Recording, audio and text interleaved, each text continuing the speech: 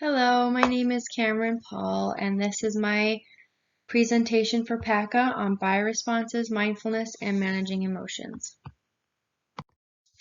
So I looked up the definitions, and the definition of bioresponses is a collection of psychological changes that happen in your brain and body when you perceive a threat, also known as autopilot. Mindfulness is a state of mind where you are aware and conscious of something. Managing emotions is recognizing triggers, emotions, and overcoming them in healthy coping mechanism. Bioresponses is the first topic. So bioresponses are responses in the brain that happen when you perceive a threat, as known as the definition. And parts of the brain that handle the bioresponses are the limbic system and the frontal lobes. The limbic system is developed first and is wired for survival. The central part of the limbic system is called the amygdala, a small structure located deep inside the brain. The frontal lobes are responsible for the higher functions for example, I don't know how to read, rational thinking, emotional intelligence, and decision making. Also, lets you react to empathy and insight. The bioresponses are sometimes called the amygdala hijack. Our bodies shift resources from the frontal lobes to the limbic system, known as fight, flight, freeze response. What most people don't know is that there's a fourth response during the hijack, which is called appease. An example of bioresponse is a high stress environment. For example, recently I got into a car accident. Not a very severe one, obviously. But what happened was there was a lot of traffic and I tried to move from one lane to another and I hit somebody.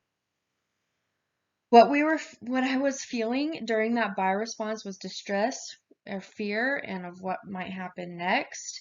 My response to all of that information coming into my brain at once was just to freeze. I just sat there in my car and I started to cry because that's just how I am. And what happens when I experience a stressful bioresponse, you may get sweaty palms like I do, and my heart starts to race. So mindfulness is an experience the moment while being in it. According to Dr. I don't know how to pronounce her name. Is it Amishi Jha? Our minds are like MP3 players with a rewind button, a fast forward button, and a play button. We rewind to remember the past, fast forward to think about the future, and press play to live in the moment that we are currently in. Being mindful to help you with your academic success is to remove distractions, knowing to value time and take things slow. Like for me, I get distracted really easily. I swear I have undiagnosed ADHD. No offense to people who actually have ADHD. But what I usually do is I put my phone far away on silent and do not disturb. So just in case someone calls me, it just vibrates and I don't hear it.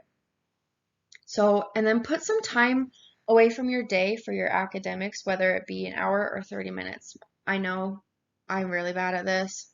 It's fine. I always at least try to get some stuff done. And take it slow. Focus on the correct information and form and steps that you need to be successful. My dad always would say, I was an athlete, so every time I would run, my dad would say, slow and steady wins the race.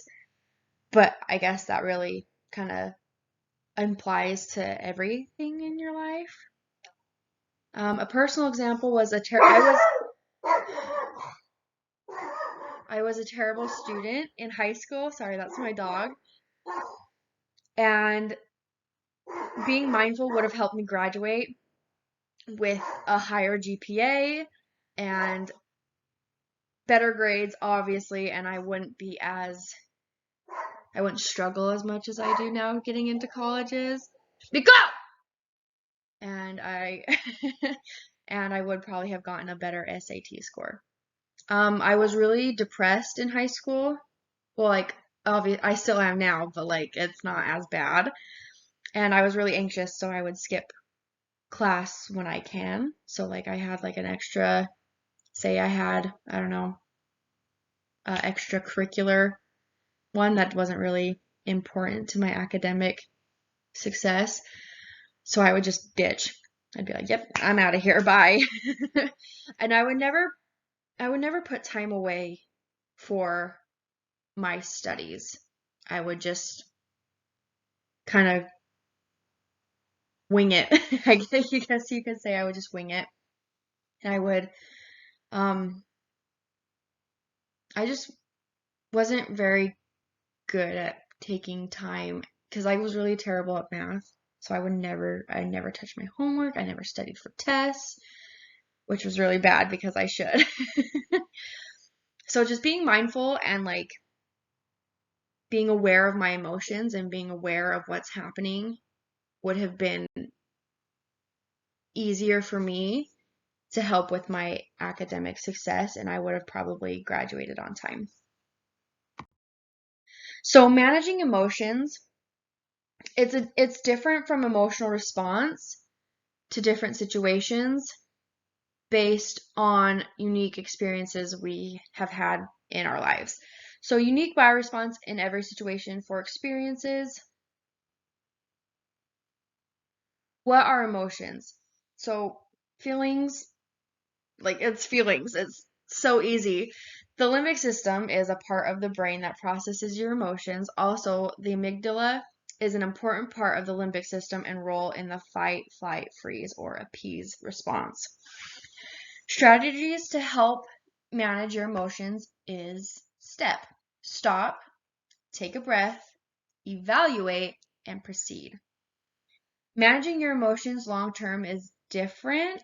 You may need to slow down, soothe yourself, distract yourself from your emotions, your feelings, or go outside slowly, like slow down, take breaths. You may need to concentrate on and center yourself before you proceed. Going outside helps too, and being in nature and breathing your fresh air helps a ton. So another personal example is when I feel depressed or anxious, I simply take a deep breath. I go outside, I take my dog for a walk, I shower. I know that's like weird, but like I like to shower because it just calms me down. And I like to sleep. Those are my managing emotions, but really I kind of avoid my problems. But I mostly like to go outside and I distract myself with my family and my dog and my cat. So the question is, how are they all connected? Bioresponses that may happen in your life have to be faced with mindfulness and emotional management. Think of a bioresponse as a mountain, and your mindfulness in managing your emotions are like a mountain bike or biking shoes or hiking boots. In order to face the bioresponse, we also must have mindfulness and emotional management. Without mindfulness and emotional management, we will not be able to manage and handle our bioresponses. I don't want to say correctly, but effectively. Bioresponses happen when you meet a stressful situation, and with emotional management and mindfulness, we can rewire our brains and face what problems we go through. How they impact decision making. Bioresponses are like a hardwire of our brains. It's an autopilot in our mind, in our head.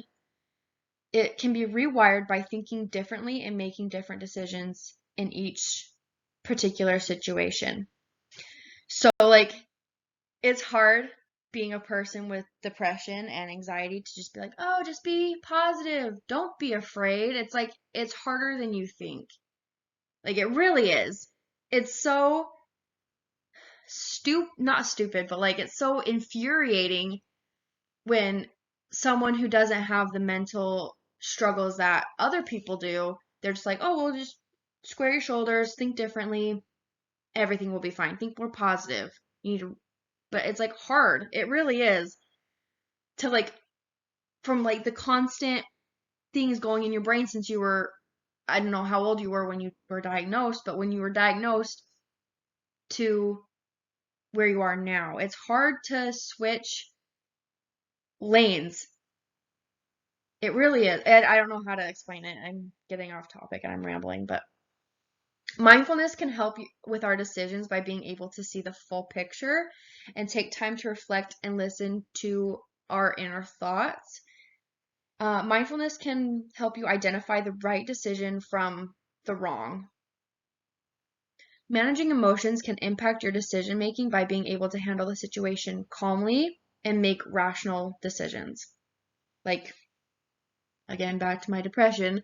When I was sad and anxious, I would be so irrational. My mom would tell me, like, I was really irrational, which is really kind of embarrassing. Because, like, I would just do whatever impulse decision ever. Like, I just do whatever I wanted. I was in a bad spot. But anyway, that's my take on bioresponses and emotion management and mindfulness. Thank you.